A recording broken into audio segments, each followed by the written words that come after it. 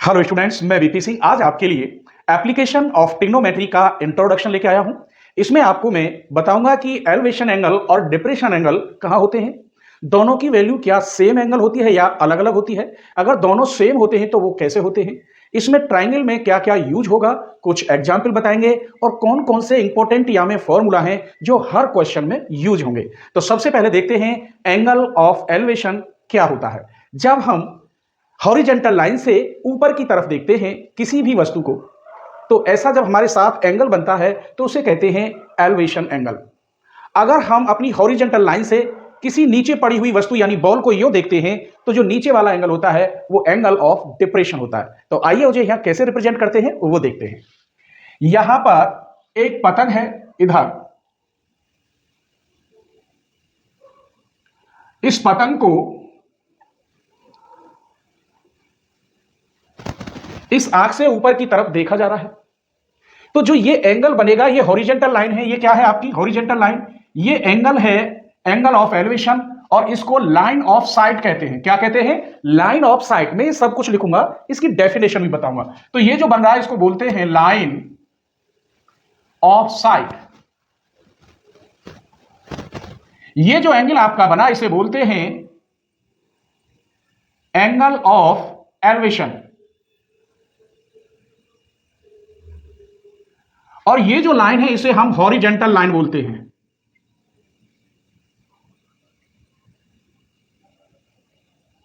तो यहां से जब ऊपर की तरफ एक काइट को देखते हैं, काइट है उसको देख रहे हैं, तो जो एंगल बन रहा है, सपोज करिए ये 60 डिग्री का एंगल बन रहा होगा, तो ये जो एंगल ऊपर को देख रहे हैं यहां से, तो ऐसे एंगल को हम क्या कहते हैं? Angle of elevation. या जो एंगल हॉरिजेंटल लाइन के एबव होते हैं तो ऐसे एंगल क्या कहलाते हैं? Angle of elevation. तो इस लाइन को मैं लिख रहा हूं, क्या है डेफिनेशन, यहीं से लेते हैं। Angle of elevation, the angle, इसकी डेफिनेशन लिख रहा हूं, angle above horizontal line, above horizontal line, जो एंगल इस हॉरिजेंटल लाइन के एबव बनते हैं is called angle of elevation. तो ये क्लियर हम समझ गए कि जब हॉरिजेंटल लाइन से ऊपर को या ऊपर को जब जो वस्तु देखी जाती है कि वो पतंग या एरोप्लेन कहां उड़ रहा है, तो एरोप्लेन से जो हमारा एंगल बनेगा वो एंगल ऑफ एलिवेशन कहलाता है। सपोज करिए यहां से ये 60 का बन रहा है। अब इसी हॉरिजेंटल लाइन से नीचे की तरफ देखेगा, जैसे यहां हॉरिजेंटल लाइन है, ये आई है, और इधर यहां पर एक बॉल है, उस बॉल को देख रहा है, इस बॉल को यहां से देख रहा है, तो इस समय ये हॉरिजेंटल लाइन है, इस हॉरिजेंटल लाइन से जब नीचे को देखा जाएगा तो वो एंगल डिप्रेशन एंगल कहलाएगा। क्या कहलाएगा? Depression angle. इसको हम हॉरिजेंटल लाइन कहेंगे, यही वाली,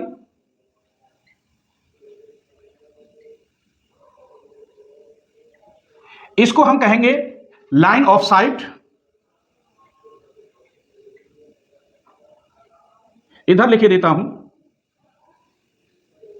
लाइन ऑफ साइट। और ये जो एंगल बनेगा, एंगल ऑफ यहां एलिवेशन है, यहां होगा angle of depression.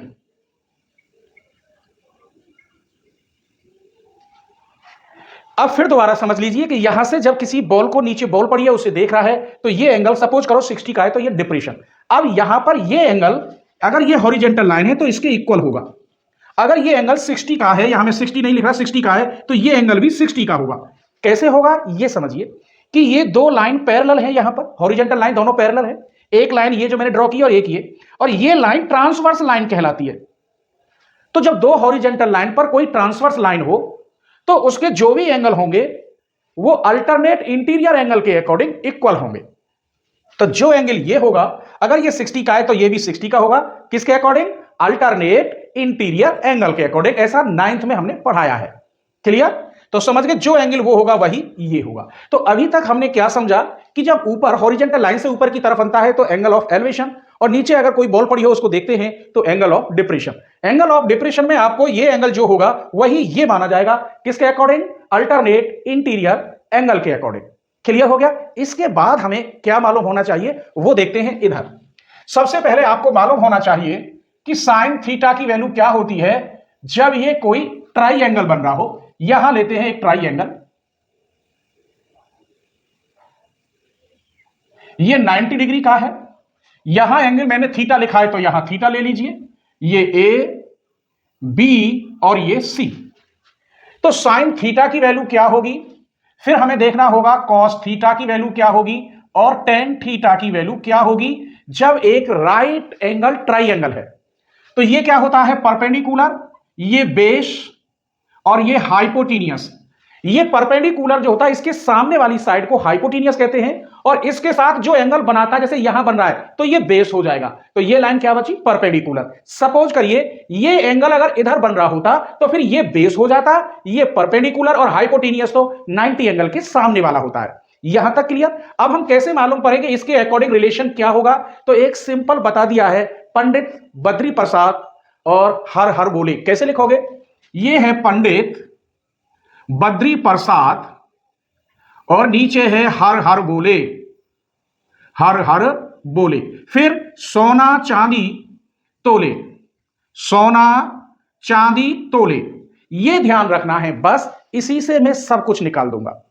Pandit Badri Prasad हर हर बोले, सोना चांदी तोले। क्लियर हो गया। अब देखिए ये वाला ऐसे लाइन कर दीजिए, ये वाला ये साइन है और साइन के लिए होता है परपेंडिकुलर अपॉन हाइपोटेनियस। तो याद कर लीजिए आप, परपेंडिकुलर अपॉन हाइपोटेनियस। ये कॉस होता है तो बेस अपॉन हाइपोटेनियस। ये टेन होता है तो base upon perpendicular upon base. ये तीन की बहुत जरूरत पड़ती है। अब इसमें तीन रेशोज और बचे, कोसेक थीटा, सेक थीटा और कॉट थीटा।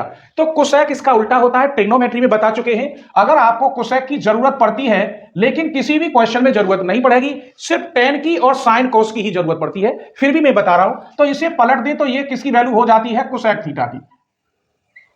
इसे पलट दे तो किसकी वैल्यू हो जाती है, सेक थीटा की। इसे पलट दें तो किसकी वैल्यू हो जाती है, कॉट थीटा की, बेस अपॉन परपेंडिकुलर। इसका उल्टा कॉट हो जाता है, इसका उल्टा सेक और इसका उल्टा कोसेक।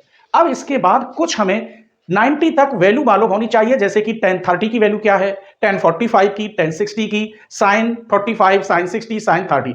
अधिकतर क्वेश्चन 90% तक सभी में जो एंगल हैं 30, 45 और 60, इससे अलग कोई एंगल नहीं है। फिर भी मैं टेबल बता रहा हूं आपको, साइन थीटा की और कॉस थीटा और ये है टेन थीटा, यहां थीटा है, यहां जीरो।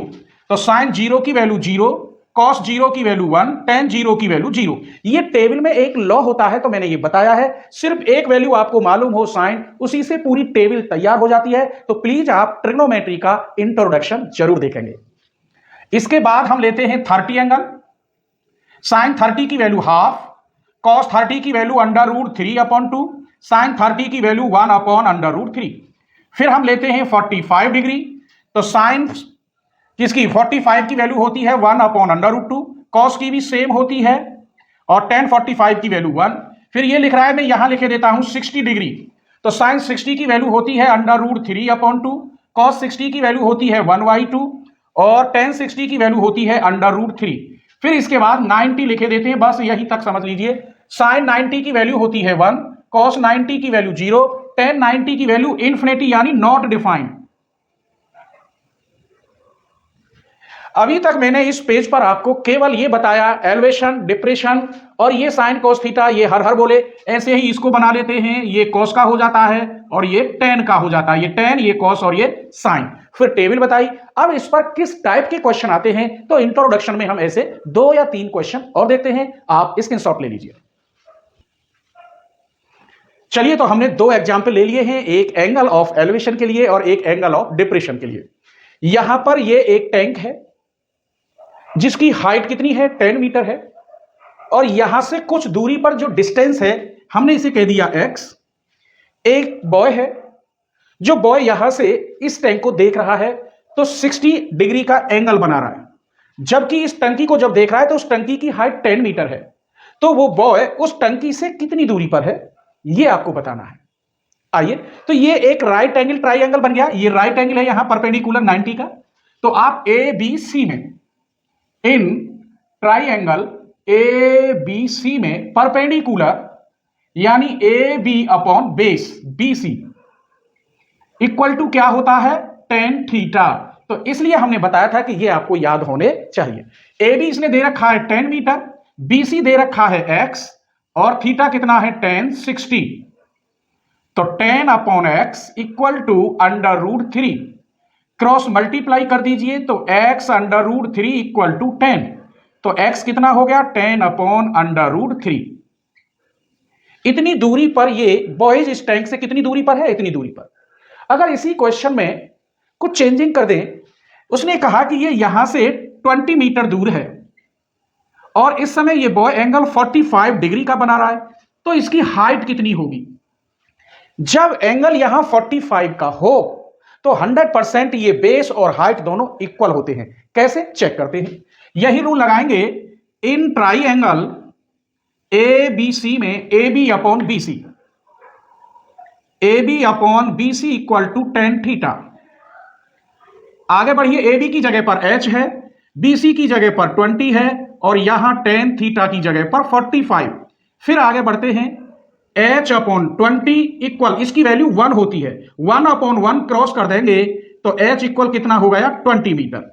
तो मैंने बताया था जब यहां 45 डिग्री का एंगल हो तो हाइट और बेस दोनों इक्वल होते हैं। क्लियर। आगे चलिए इस क्वेश्चन को देखते हैं कि जब यहां पर एक कैट है बिल्ली ए पॉइंट पर और यहां रैट है चूहा, तो बिल्ली इस चूहे को देख रही है तो उस समय एंगल 30 डिग्री का बन रहा है। अगर बिल्ली यहां से 10 मीटर ऊंचाई पर है, ये जो खंबा है या पोल 10 मीटर है, तो चूहा इस पोल से कितनी दूरी पर है, ये एक्स निकालना है। क्लियर हो गया। आइए इसी की तरह हम आप करेंगे, जब ये एंगल इधर से बना रही है, ये नहीं समझा पाया, देखिए यहां से इधर को जब देख रही है तो ये एंगल कितने का बना रहा है 30 का, डिप्रेशन एंगल इधर को। तो इंटीरियर वाला जो एंगल है अल्टरनेट इंटीरियर एंगल के अकॉर्डिंग जो एंगल ये होगा वही ये होगा, ये मैंने अभी बताया था। क्योंकि बिल्ली इस पर टकटका रही है तो इस पर एंगल बन रहा है उसका 30 का, तो ये जब 30 का होगा तो ये भी 30 का होगा। क्लियर। अब देखते हैं ए बी और ये चूहा बैठा है सी पॉइंट पर, तो in triangle A B C, A B upon B C equal to ten theta. A B कितना है बी सी एक्स, ये 10 30, तो 10 अपॉन एक्स, 10 30 की value 1 upon under root 3, x की 1 में मल्टीप्लाई होगी यो, तो x इक्वल 10 अंडर रूट 3। तो कितनी दूरी पे आ गया ये 10 अंडर रूट 3। तो जो रेट है इस पोल से कितनी दूरी पर है 10 अंडर रूट 3। क्लियर हो गया। अब इसी क्वेश्चन में एक नया क्वेश्चन बनाते हैं कि यहां पर एक बॉय है, रेट की जगह पर एक बॉय है और एक अपनी वो पतंग को उड़ा रहा है, इसकी जगह पर क्या है काइट। जब वो उड़ा रहा है तो यहां से जो एंगल बन रहा है, ये पतंग जो उड़ा रहा है ये 30 का एंगल बन रहा है। कितने का बन रहा है 30 का। और पतंग कितनी हाइट पर है, यहां से ले लेते हैं 50 मीटर की हाइट पर पतंग है। तो उस समय ये जो रील है, ये वाली रील जो पतंग की रील है, इसकी कितनी लंबाई होगी। इस पतंग को जो 50 मीटर पे उड़ रही है और यहां से उड़ा रहा है, रेड की जगह पे बॉय है, कोई बॉय उड़ा रहा है और 30 का एंगल बना रही है, तो ये धागा जो है इसकी लंबाई क्या होगी। इस टाइप के क्वेश्चन भी हैं। आइए इन ट्राइंगल ए बी सी, इसकी और इसकी जरूरत है, अब हमें इससे कोई मतलब नहीं है। तो A B upon A C, perpendicular upon hypotenuse क्या होता है साइन थीटा। ए बी कितना है 50, ए सी हमें निकालना है, मैं ए सी ही लिखे देता हूं साइन 30। चलिए ये 50 अपॉन ए सी, साइन 30 की वैल्यू हो गई 1/2, क्रॉस मल्टीप्लाई, इसकी इसमें मल्टीप्लाई करेंगे ए सी और इसकी इसमें करेंगे 100, तो उसे कितना धागा चाहिए 100 मीटर, क्योंकि ये मीटर में है तो इस धागे की जरूरत कितनी है उसे 100 मीटर धागे की। तो इस टाइप के क्वेश्चन आएंगे, मस्त क्वेश्चन होंगे। एनसीईआरटी जो न्यू एनसीईआरटी है उसके ऑल क्वेश्चन कराऊंगा। जब ये क्वेश्चन हो जाएंगे तो एक लास्ट में वीडियो और आती है वन शॉट के साथ, उसमें मैं R D Sharma, R S Agarwal और एनसीईआरटी जो एग्जाम्पलर है उनके इंपॉर्टेंट क्वेश्चन देता हूं जो एग्जाम के तौर पर 100% है। लेकिन आपका बेस क्लियर होना चाहिए, अगर बेस क्लियर नहीं है तो फिर गड़बड़ हो जाएगी। तो आप इस इंट्रोडक्शन को देखो और मैं नेक्स्ट वीडियो एक्सरसाइज 9.1 का एक ही एक्सरसाइज है उसके ऑल क्वेश्चन लेके आ रहा हूं, स्क्रीनशॉट ले लीजिए।